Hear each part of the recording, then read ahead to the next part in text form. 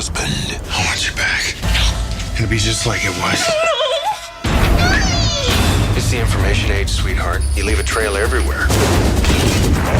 Enough movie review. So this movie is about a woman named Slim who ends up getting married to this man that she meets at a diner where she works, and he turns out to be a psychotic abuser. Mind you, not only that, but he set up the entire scenario in the beginning of the film when she first met him and had another guy try to talk to her. The fact that it was a setup is crazy because we later on find out that he worked for her husband. So throughout the film, she's basically trying to get away from this man. She goes to like different states, lives with people, even travels to meet her biological father for help. And eventually, like the title, she has had enough. This is a great movie, and I think Jennifer Lopez did a good job in this film. Her portrayal was spot on and very convincing. There was a moment in the beginning scenes of the film, but she did manage to fall into character as time went on. We could see the grapple with the fact that she was stressed out and fearful as a mother and as a woman. To watch it was very emotional, but to see her finally step into her power was wonderful too. There was a trajectory of transformation in her development as a character. She went from this fearful wife to this fugitive to this warrior in the end with no fear. First off,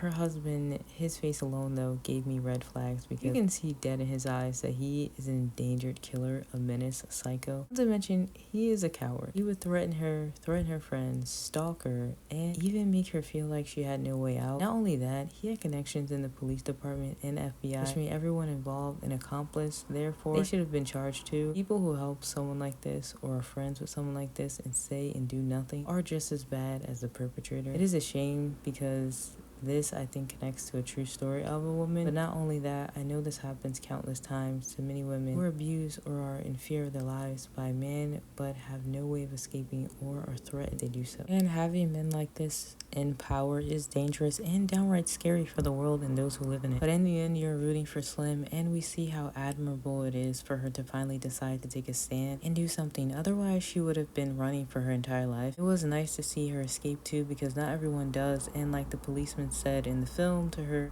you're one of the lucky ones. Domestic abuse, domestic violence is huge globally all over the world. A lot of it goes unreported, undocumented, and or never even goes to court or trial. And on top of that, the justice system doesn't always really do that much of a good job in situations such as this. It's why I've heard that many women actually don't report it, and if they do, nothing happens. They end up harmed or worse, killed. I definitely would recommend this film for everyone to watch.